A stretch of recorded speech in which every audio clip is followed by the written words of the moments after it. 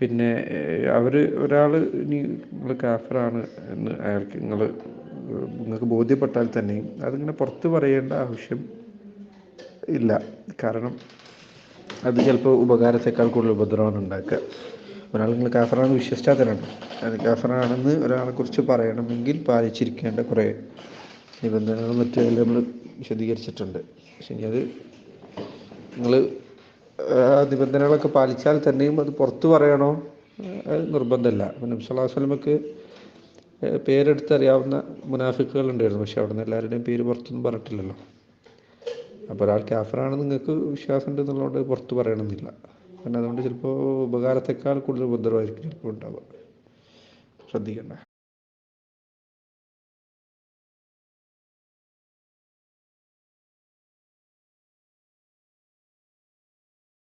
ബിസ്മില്ലാ അൽഹംദുലില്ലാ വസ്സലാത്തു വസ്സലാമു അലാ റസൂലില്ലാ. അസ്സലാമു അലൈക്കും വറഹ്മത്തുള്ളാഹി. സഹോദരങ്ങളെ, നിങ്ങൾ കേട്ടത് അബ്ദുൽ മുഹ്സിൻ അരീദ് എന്ന പ്രഭാഷകൻ്റെ ഒരു ക്ലിപ്പാണ്. അതിൽ അദ്ദേഹത്തിനോട് നമ്മുടെ നാട്ടിലെ ബഹുദൈവാരാധന നടത്തുന്ന സമസ്ത കുബൂരികളെ, APEK സമസ്ത കുബൂരികളെ മുശ്രിക്കുകളും കാഫിറുകളുമായിട്ട് കാണേണ്ടേ എന്ന് ചോദിച്ചപ്പോൾ അദ്ദേഹം അതിന് കൊടുത്തൊരു മറുപടിയാണിതിൽ. ഇതിൽ അദ്ദേഹം പല കാര്യങ്ങൾ പറയുന്നുണ്ട്. അതിൽ അവസാനമായിട്ട് അദ്ദേഹം പറയുന്നൊരു കാര്യമുണ്ട്. എന്തുകൊണ്ട് നമ്മുടെ നാട്ടിലെ സമസ്ത KP കുബുരികൾ പരസ്യമായിട്ട് നമ്മൾ മുശ്രിക്കുകൾ കാഫിറുകൾ എന്ന് പറയണ്ട എന്നതിനുള്ള ഒരു തെളിവായിട്ട് അബ്ദുൽ മുഹ്സിൻ അരീദ് പറയുന്നൊരു കാര്യം, നബി സല്ലല്ലാഹു അലൈഹി വസല്ലമയുടെ കാലത്തുണ്ടായിരുന്ന മുനാഫിക്കുകളെ നബി സല്ലല്ലാഹു അലൈഹി വസല്ലം തക്ഫീർ ചെയ്തിട്ടില്ല, അവരെ കാഫിറുകളായി പറഞ്ഞിട്ടില്ല, അല്ലെങ്കിൽ തക്ഫീർ ചെയ്തിട്ടില്ല എന്നൊരു ന്യായം നമ്മുടെ നാട്ടിലെ പരസ്യമായി റോട്ടിലും സ്റ്റേജിലും കയറി പള്ളിയിലും റോട്ടിലും എല്ലാം വെച്ച് ബഹുദൈവാരാധന പറയുകയും ചെയ്യുകയും പ്രചരിപ്പിക്കുകയും ചെയ്യുന്ന നമ്മുടെ നാട്ടിലെ ഈ സമസ്ത കുബൂരികളെ, മരിച്ചവരെ വിളിച്ച് പ്രാർത്ഥിക്കാം, മരിച്ചവരെ വിളിച്ച് തേടാം, ഇസ്തിഗാസ ചെയ്യാം, ഖബറിനെ ആരാധിക്കാം, ഖബറിൽ നിന്നും ബർക്കത്തെടുക്കാം, CM മടവൂർ ലോകം നിയന്ത്രിക്കുന്നു എന്നെല്ലാം പറയുന്ന പച്ചയായ ശിർക്കും കുഫറും ബഹുദൈവാരാധനയും സത്യനിഷേധവും വെളിവാക്കി നടക്കുന്ന നമ്മുടെ നാട്ടിലെ ഇവരെല്ലാവരും പറയുന്ന ഇവരെ ശിർക്കിലാണെന്ന് ശിർക്ക് പ്രകടമാക്കിയ ആളുകളാണ് ഇന്ന് പറയുന്ന ആളുകളെ മുനാഫിക്കുകളോട് ഉപമിച്ച് അവരെ തക്ഫീർ ചെയ്യാൻ പാടില്ല, അല്ലെങ്കിൽ തക്ഫീർ ചെയ്യേണ്ടതില്ല എന്ന ഒരു ന്യായം അബ്ദുൽ മുഹ്സിൻ അരീദ് പറയുന്നുണ്ട്. അപ്പോൾ ഇതിന് നമുക്ക് മനസ്സിലാകുന്നുണ്ട്, അബ്ദുൽ മുഹ്സിൻ അരീദിന് ദീനിലെ വളരെ അടിസ്ഥാനപരമായ വിവരം പോലും ഇല്ല എന്ന് നമ്മൾ മനസ്സിലാക്കേണ്ടി വരും. കാരണം ഒരു മുനാഫിക്ക് എന്ന് പറഞ്ഞാൽ പുറമെ തൗഹീദും ദീനും സുന്നത്തും എല്ലാം അംഗീകരിച്ചൊരു മുസ്ലിമിനെ പോലെ, ഒരു നല്ല മുസ്ലിമിനെ പോലെ നടക്കുകയും എന്നാൽ ഉള്ളിൽ ഹൃദയത്തിൽ കുഫറും ഷിർക്കും വെച്ച് നടക്കുന്ന ആളും അവരാണ് മുനാഫികൾ. അവർ പുറമെ മുസ്ലിമായിട്ട് കാണപ്പെടും, പക്ഷേ ഉള്ളിൽ അവർ മുശ്രിക്കുകളായിരിക്കും, കാഫിറുകളായിരിക്കും.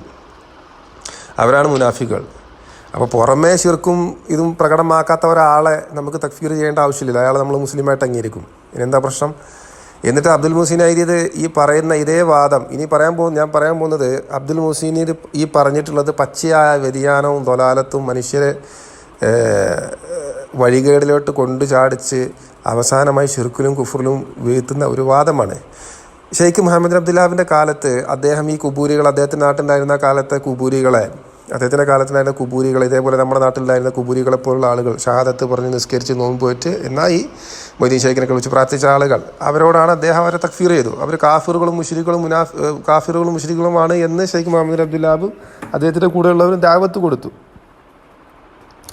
അപ്പോൾ അദ്ദേഹത്തിനോടും ഈ അബ്ദുൽ മുഹ്സിൻ അരീദ് പറഞ്ഞ ഇതേ വാദം പറഞ്ഞ കുറച്ച് ആളുകൾ അന്നുണ്ടായിരുന്നു. നിങ്ങൾ എന്തിനാണ് ഈ ഇസ്ലാമിലാണെന്ന് പറയുന്ന മുസ്ലിമീങ്ങളായ ആളുകളെ ഇങ്ങനെ തക്ഫീർ ചെയ്യുന്നത്?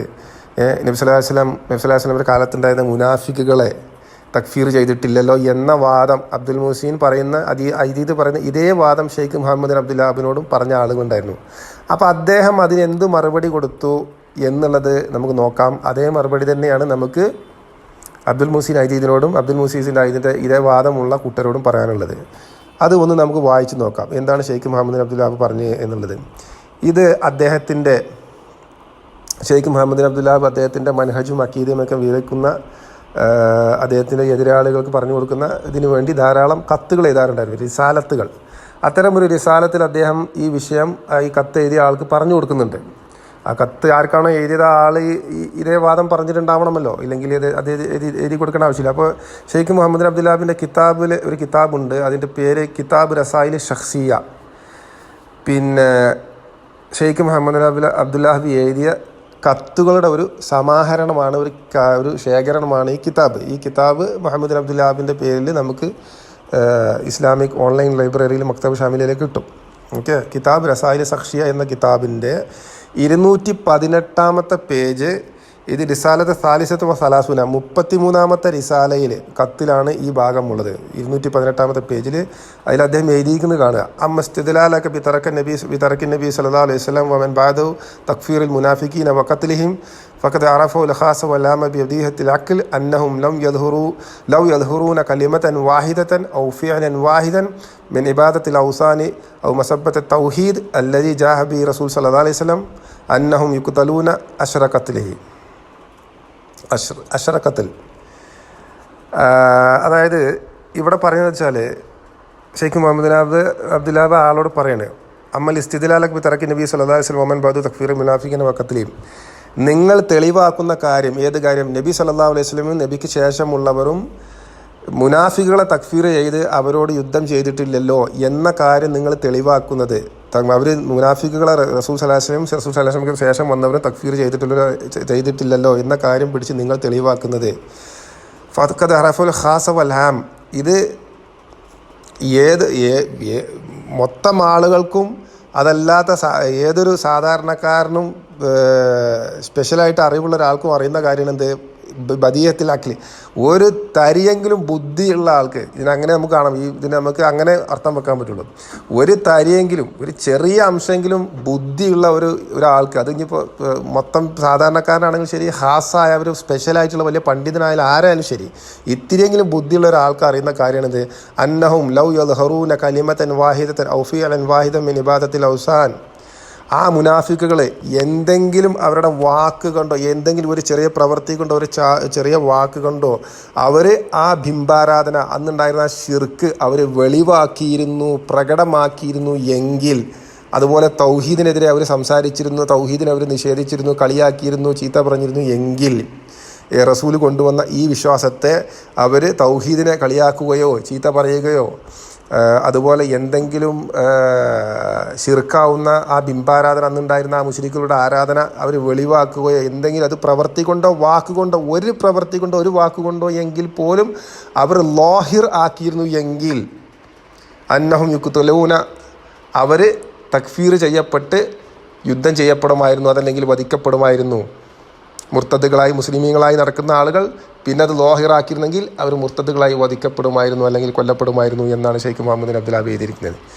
അപ്പോൾ അബ്ദുൽ മുഹ്സിൻ ഐദീദ് പറയുന്ന അതേ വാദം പറഞ്ഞ ആളുകൾ ഷെയ്ഖ് മുഹമ്മദ് അബ്ദുൽ വഹാബിൻ്റെ കാലത്തുണ്ടായിരുന്നു. അദ്ദേഹത്തിന് എതിര് നിന്ന ആളുകളാണ് അങ്ങനത്തെ ആളുകൾ. അതേ വാദം പറയുന്ന ഈ അബ്ദുൽ മുഹ്സിൻ ഐദീദൊക്കെ ഷെയ്ഖ് മുഹമ്മദ് അബ്ദുൽ വഹാബിൻ്റെ മൻഹജിലാണോ? അല്ല എന്ന് നമുക്ക് പറയേണ്ടി വരും. കാരണം അബ്ദുൽ മുഹ്സിൻ ഐദീദിൻ്റെ വാദം പറഞ്ഞ ആൾക്ക് ഷെയ്ഖ് മുഹമ്മദ് അബ്ദുൽ വഹാബ് കൊടുത്ത മറുപടിയാണ്. ഈ മറുപടി കൊടുത്തതിന് ശേഷം ആർക്കാണോ മറുപടി കൊടുത്തത് അദ്ദേഹം മാറിയിട്ടുണ്ടാവും നമ്മൾ പ്രതീക്ഷിക്കുക. ആ വിഷയം നമുക്കറിയില്ല.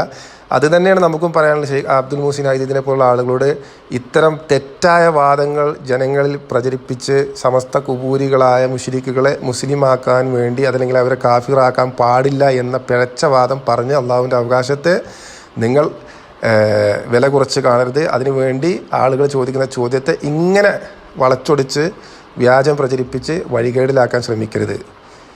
കിതാബ് പഠിച്ചിട്ടുണ്ടെങ്കിൽ കിതാബ് ഹക്ക് പറയുക, അതല്ലാതെ ഇങ്ങനെ ഈ വ്യാജം നിങ്ങൾ പ്രചരിപ്പിക്കരുത്. ഇത് ജനങ്ങൾ മനസ്സിലാക്കുക. അബ്ദുൽ മുഹ്സിൻ ഐദീദിൻ്റെ പ്രസംഗങ്ങൾ കേൾക്കുമ്പോൾ ശ്രദ്ധിക്കുക. ഇത്തരം കാര്യങ്ങൾ അഹ്ലു സുന്നയുടെ ഇമാമിങ്ങളുടെ കിതാബുകൾ നിങ്ങൾ പഠിക്കാൻ ശ്രമിക്കുക. അസ്സലാമു അലൈക്കും വറഹ്മത്തുള്ളാഹി.